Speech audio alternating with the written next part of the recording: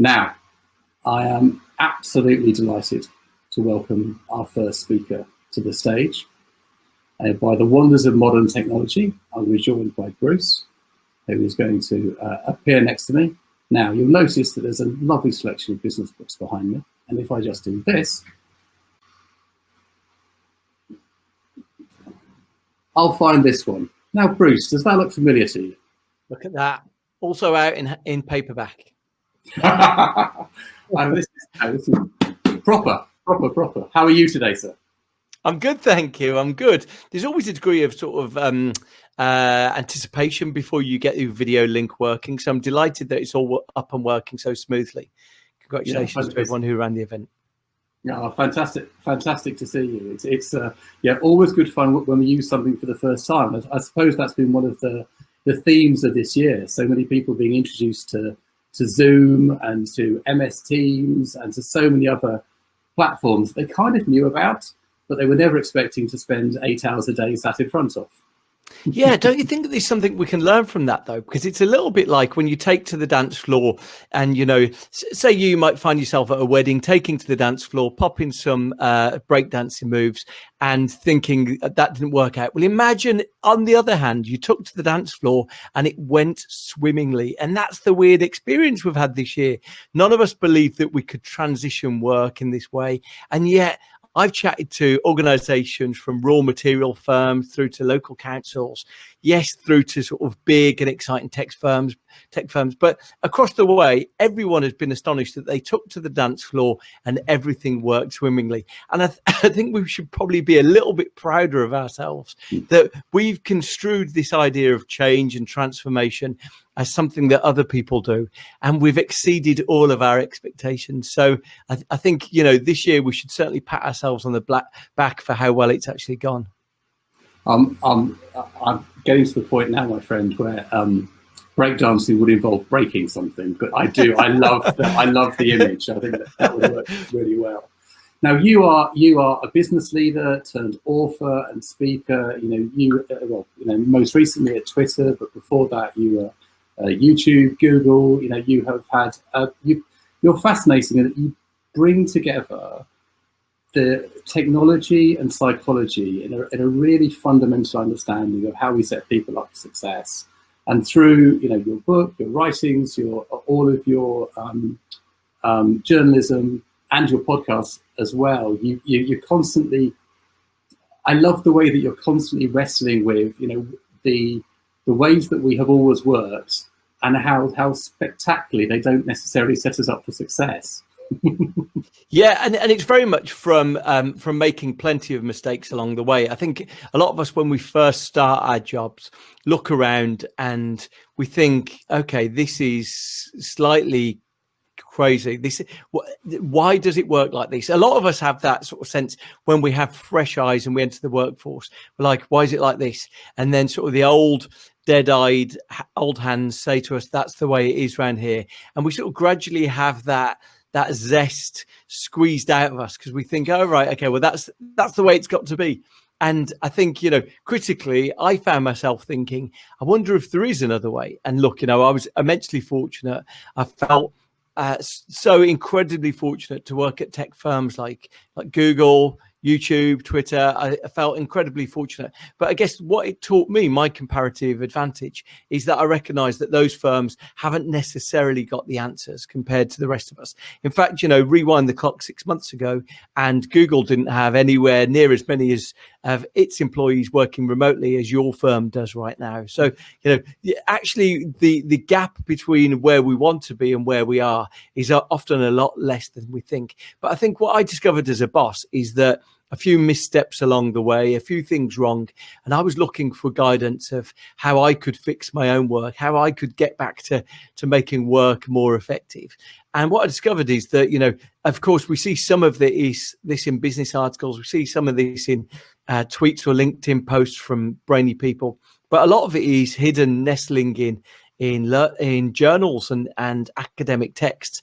And sadly, tragically, a lot of those journals only get read by dozens of people. They never reach their way into the workforce. And so when you start delving into them and you see, wow, big study here I'll give you one example I was looking at yesterday. When we only communicate electronically, generally trust declines over time. Right. That's got such a vivid lesson for where we are right now.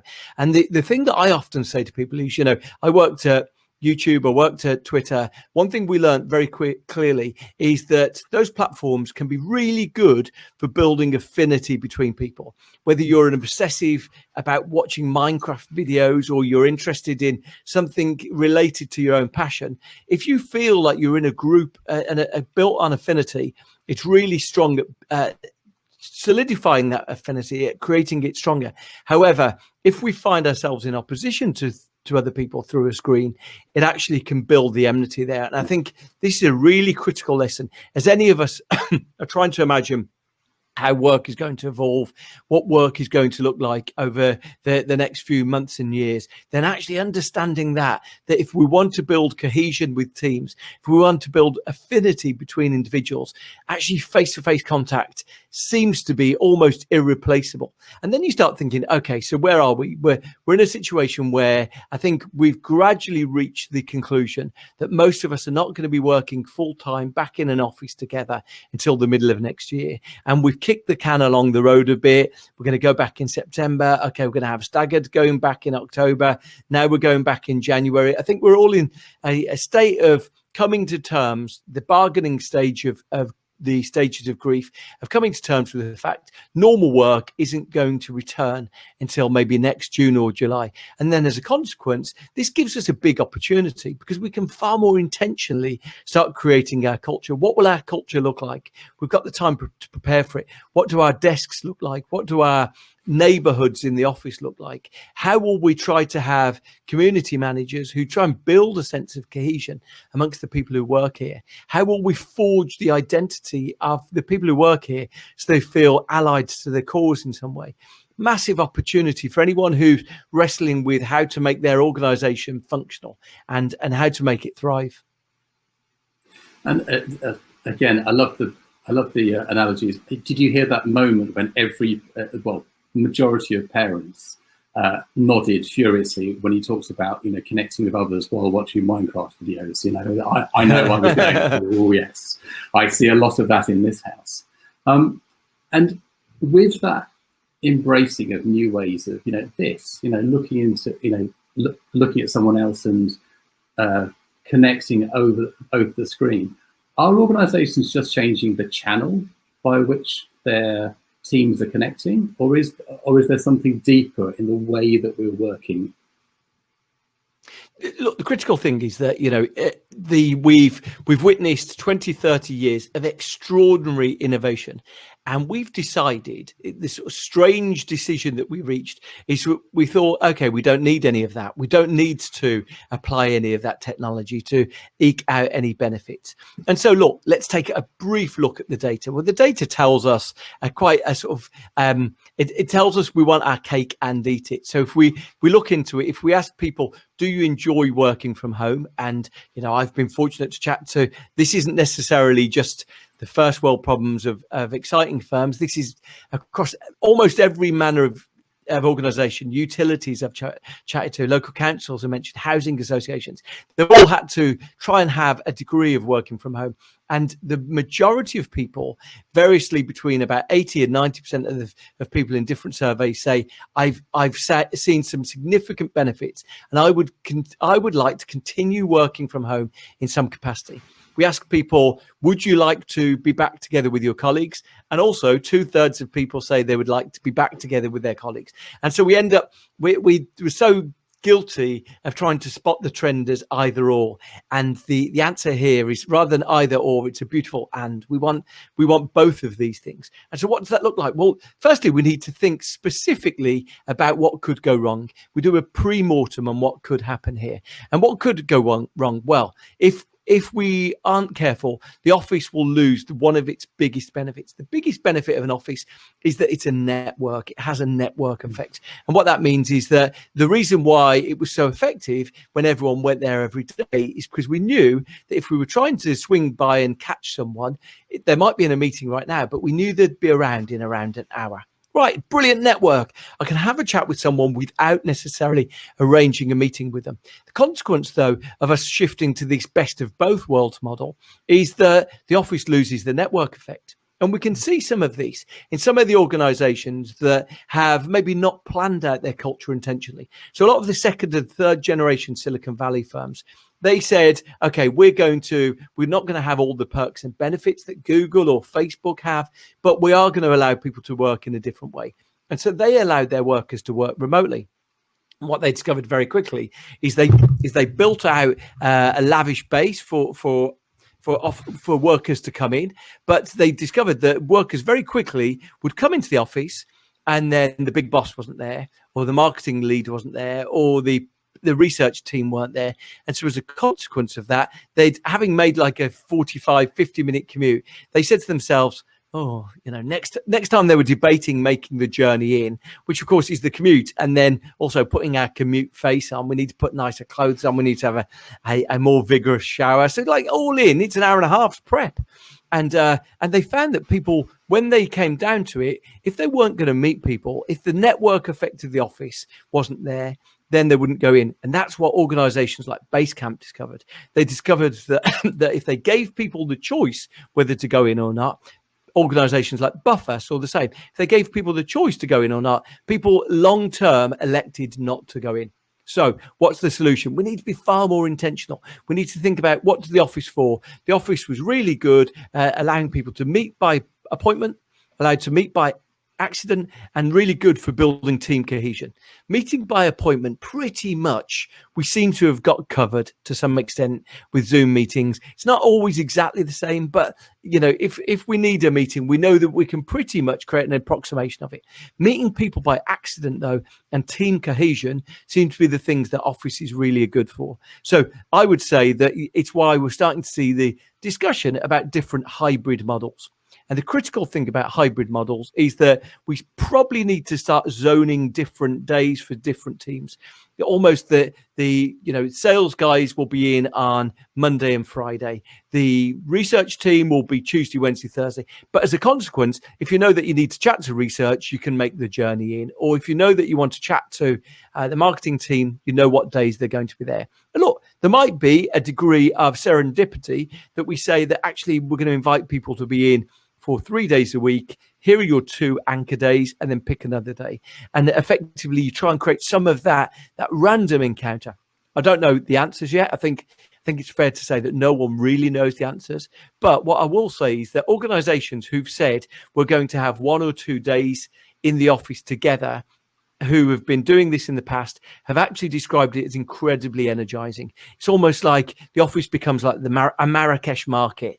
People buzzing up. It comes a little bit like how we've rose tinted the office over the last 6 months.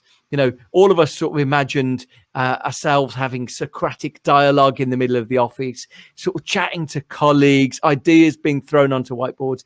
In fact, most of us, if we were shown stock footage of what our office looked like in January, February this year, would have seen us sort of slouched over our laptops trying to get on top of our inbox. So, we've romanticized the office a bit. People who do have these limited in excursions into the office do report that it does feel more energized. So I think, look, I think we've the data is saying that people do want to keep a bit of this benefit. They've seen a personal upside. They've seen a professional upside. I do think the second half of the year is going to be rather bleaker in terms of all of the productivity gains that we gained in the first half of the year. I think we'll probably start losing some of those. I think hidden in all of that data is 10% of the workforce say that their mental health has suffered to some extent. And because it's hidden in the margins, because it's hidden in the minorities, we've not necessarily dwelled on that. But I think that is critical. One stat I saw was that 75% of Americans, it's an American stat, say they only have one friend in the world. and 42% of British people say they don't have a single friend at work. And what those things show in aggregate is that life is very lonely, and actually the office did provide a degree of connection, even if it's not always our best friends for a lot of us, but did provide a degree of connection. Wasn't guaranteed, obviously, people saying that they didn't have a single friend at work. But if we can foster that sense of community, that sense of collective cohesion, then it could be one of the superpowers of work. And when we return to offices, this could be one of the things that we're most inspired by. It's fascinating, and it just various light bulbs going off for me, as I'm sure for many people listening. Just reminds me of now someone will correct me immediately because I'll get it slightly wrong. Was it the Gallup Q12 survey? And one of their 12 questions was, do you have a best friend at work? So this is, that anchoring, that sense of belonging is really important. And I was just smiling when he was talking about some of the blending. One of the things that I've noticed, working almost entirely from home and working almost entirely in front of the screen, is there's been a real change in terms of timekeeping. Whereas previously, you said a meeting started at 2:30. 2:30 was the time when people might think about finishing writing the email that was in front of them and perhaps starting to saunter across, maybe picking up a cup of water on the way. Whereas honestly, yesterday for a 6:30 meeting, at 6:31 I got the message, "Are you joining us?" So that some of the tolerances have really shifted in terms of virtual and online. And just one of the things that you mentioned earlier that really resonated with me is that you were talking with the phrase you used, community manager, in the workplace. Yeah. I'd be fascinated to explore that a bit further, because I think so much of our language around work has been formed by our history, hasn't it? Line manager. Where's that come from? The production line, where everyone's doing the same thing, and you've got one person standing over you, making sure you do it the right way. But we still use line manager. That's so incredible. I've never even twigged that myself. So it's that's what's a line manager? But sort of community managers. I just wonder about those roles that we are going to see evolving around that purpose, that intent that you're speaking about, and that focus on when we are physically together, and the the conversation by accident is a better way of saying what I just said. Yeah. But those pieces we fall into. Really interestingly is that I know that there's no opportunity right now for us to have any degree of surety about what's going to happen. But if we start looking into what the evidence is telling us, we can spot some of these things. And what happens is you're able to jump a few moves down the track. So look, what's pretty clear is that even organizations who are now saying to employees, we want everyone back in January, that simply cannot happen. Why? Because a lot of people won't make the journey in on the train. The lift, the elevators in a lot of building can't take, if you're in a big building, they can't take enough people up there. The social distancing that we already have is already going to be in place. So look, let's sort of knock the scales from our eyes. January isn't going to happen. And then you start going, okay, it's really clear then that we need to start thinking expressly about what this is going to look like when we do return to the office. Let's stop kicking the can down the road. Let's start saying, okay, this is post-vaccine. And I think all the things that we have to expect about post-vaccine is that broadly it seems like the Imperial AstraZeneca one is back on track, could conceivably be something that we're maybe getting vaccinated by the first half of next year. So let's plan for the middle of next year and be very willing that we're going to be surprised by it. Then you start saying, okay, at that stage, this will be a year and a quarter. And unless our organizations have tried to work out how to build cohesive teams, create workplace culture when there's no workplace. Unless we've started doing those things, we've suffered a year and a quarter of our culture atrophying away. So what's the plan? What's the way that we can try and make people feel connected when they're a long way away from each other? And the critical thing, I think, is that when we look into this, plenty of work has been done before about how to build communities through screens. but it's all about building community. Now, one of the critical things about community is that it draws on people's identities. It draws on their passions and interests. And I think a lot of organizations are going to be starting to think about, okay, look, let's be really clear. We want people to feel the energized, extra charge of feeling part of this organization. Most of us have worked in organizations in the past where that connection has been one of our superpowers. It's like we felt better than the competition or better than other people in peer group organizations because we've sort of been more connected. When we've got together, we've felt that there's a degree of specialness, and we can't surely allow that to completely dissipate right now. So I think the really critical thing is, look, we are able to see some moves ahead. If we are able to see those moves ahead, it allows us to start making plans based on where those things will get us. Probably, almost certainly, we need to be thinking more about experimentation right now than resolute decision. But it's almost certain 2/3 of bosses say that they expect their office to be smaller in 3 years than it is today. In fact, some organizations have told us exactly what their working is. BP have said their office will be half the size. That's what they're planning. So a lot of us, right, okay, we can start thinking about this. What does this look like? Well, we've got the ingredients. People being together with each other seems to be a really important part of building a connection between individuals. People being together every day seems to be something that they no longer want. Okay, so we need to think about how we're going to get the team together in an intentional way and how to make the best use of that. People who operate in commercial property are starting to talk about space as a service. So that might be you're in a big building, and as part of that, you have a lease for a floor, and you dress it out broadly, actually, like co-working space, like with some great, fantastic meeting rooms, maybe that really show your organization off if you've got outsiders coming in. Then you've got loads of co-working space where people can come in and work whenever they want. It may well be that new starters want to be in every day. It may well be that, apprentices, graduates may want to be in every day, and you want to give them the capacity to do that if they want to do that. But we know that our offices probably are going to look and feel very different. If you get ahead of that and you start planning for that, then you can start thinking of how some of these things are limiting our organizations.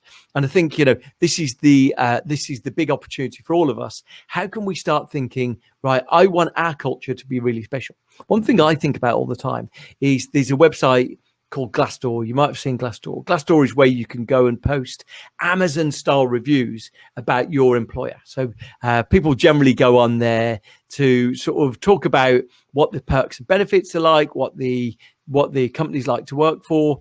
On the most recent Glassdoor, Google remains the most respected employer in the world where people work.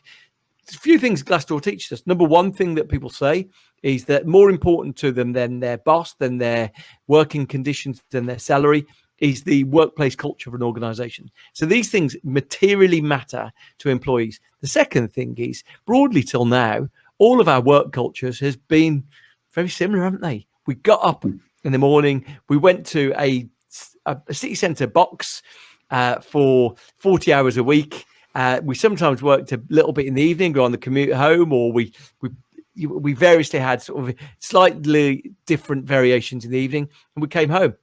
As we go forward, it's a really interesting exercise for anyone right now to be thinking, what do I want the culture, what do I want the reviews of my organization to be in a year and a half's time? Because there's going to be some Glassdoor reviews that say, I find this place exhausting to work at. I do 40 hours of video calls a week. When I'm not on a call, there's someone asking me to jump on a call, and pretty much the rest of my waking hours are spent dealing with email. And there's going to be other places that say, I love the fact that I have no meetings on Tuesday and Thursday. The meetings I do, I go into the office on Wednesday and Friday, and actually I feel a real connection from doing that. I don't know, but people will describe something that's far more variable. And I think, interestingly, look, the critical thing is that the way that this will play out is that employers who want to be destination employers will ultimately have to set standards, working conditions that will attract those people. I chatted to someone who works in national press, actually, about 2 weeks ago, 3 weeks ago. And he said, as soon as we can come back to the office, we're all back to the office. I said, okay, it's, I recognize the decision on that. But obviously, when it comes to hiring new people, you're going to have an interesting situation. He said, what do you mean? Well, I said, if someone's working 2 days a week at home and suddenly you're telling them you are 5 days a week in the office, they're going to be confronted with, do I wish to give up this non-salary part of the way I'm working? Do I wish to give it up? Well, what we know very strongly is that these strong evidence, there's lots of research, people who can walk to work, which is effectively what we've all been doing, correlates with people being willing to take substantial pay cuts. People who feel like they've got some sort of balance, they're very willing to trade that off. And I suspect that guy working in national press will find in a year and a half's time, they have to adapt their working conditions because they just can't attract the best people. They can attract, of course, it's going to be a horrific job market. They're going to attract some people, but the very best people, the people who they hope are going to help deliver them great results in difficult times, are just not going to be willing to work like that. So I think to some extent, we will see workplace changing before our eyes, largely determined by the competition for best people. And we know that even in a recessionary environment, the best talent have the best choice of opportunities. And what you're talking about is absolutely that competition for the game changers. I suppose what many of us attending this conference will be seeing is that we're in survival mode, and you're then seeking to then build out of that survival and sort of exploring. But there can be an innate conservatism within organizations of, actually, can we just wait a little bit further? Can we just wait a little bit further? And partly that comes from you have leaders going, I draw on my experience every day. And I'm now finding I don't have any applicable experience to draw upon for these set of circumstances. And so therefore, rather than sort of really exploring, it's easier to go, actually, we'll just stay as we are for another week, another month, and see where we get to. So for the attendees at the conference, in terms of that innovation and creativity that you're championing, the building of within organizations, what experiments could they take away? What experiments could they start tomorrow? Absolutely. I think this is the really critical thing. I started doing a newsletter at the start of lockdown. You can find it at my website, eatsleepworkrepeat.com. But I started doing a newsletter largely because I think we're all looking for answers on this. We're all looking for illustration of what other people are doing. And I would suggest that probably when we do go back to the office the middle of next year, that probably any organization should be saying, we're going to experiment with things for the next 6 months. We don't have the answers. We're going to try a few things out and see what works. I've seen some organizations trying to limit the length of their meetings. I think the era of lockdown we're currently entering into is slightly more agreeable for parents because the burden of homeschooling has at least temporarily alleviated. And, we're not dealing with feral children. And so as a consequence of that, we're not during school hours, just the rest of it. Yes. We're able to get more work done than we were previously able to. So at least, that's removing some of the excessive stress. But I think, some organizations are saying, okay, we want to limit the amount of fixed screen time. We want to ensure that people have got gaps between meetings. I saw one organization that said, let's reduce every meeting down to half an hour. I'm a big fan of silent meetings, and anyone who's got a laptop now pretty much can do a silent meeting. And if you're interested in that, one of my old Twitter colleagues wrote a very extensive instruction guide, which is called the Silent Meeting Manifesto. But it's a great way to innovate and experiment with one of those meetings that feels overwhelming. And, it's a good time for experimentation. So that's a good one there. People are maybe setting no meeting Thursday, or trying to limit those things, trying to move some of their Zoom calls to phone calls. So, if you've got to chat to someone for half an hour, doing it while you casually stroll outside. Actually, the evidence for that is that, firstly, it's really good to combat burnout, but also it's really good for our imaginative thought, for our divergent thinking. So it's just a good way to try and provide a bit of variety to our lives. So as a consequence, I think there's plenty of little examples. I'm thrilled when I see organizations who are saying, right, we're trying something new, we're doing this. I've seen quite a few organizations who've been thinking, okay, let's try and send an item in the mail to people, in the post to people, because it seems to be a good way to sort of give virtual hugs, and often a low cost way. So just looking for different ways for them to try to add a tactile dimension to what they're trying. But yeah, fascinating. I think, we're in a big experiment right now, and resolutely, I'm pretty convinced no one feels that they've got the answers. Bruce, it just makes me reflect. You know how again, for the parents out there, the number of times that we've said, I'm concerned about your amount of screen time. That's what our children are now saying to us. Imagine when you were a kid, when your mom used to holler at you from the other room saying, how long have you been watching that screen? Had she known that you were going to sit 14 inches away from a screen all day, every day, she'd have been appalled. Absolutely. We've let everyone down. Let the family down. Bruce, as I knew we would, we have sped through the conversation. But I know that people want to tap into, you are a lightning rod for research and ideas and opportunities to, as I say, experiment and try something new. Would you please just recap how people can access you outside of today's conference? Yeah, look, so there's my website. Is that backwards or forwards? That's perfect. eatsleepworkrepeat.com. And pretty much, to be honest, feel free to link into me. I'm always keen to really hear people's. The reason why I've been, chatting to people in housing companies, in local councils, in sugar firms, is because people have just got in touch with me on LinkedIn. So I'm always keen to hear, from whatever sector people are in, their experience, and sort of to try and, learn from our collective experience, really. Thank you so very, very much. Available in paperback, everyone. Thank you. Brilliant. Thank you so much for joining us. Really appreciate your time. Thank you so much for your insights. Bye-bye. Fantastic. Well, that was Bruce, everyone.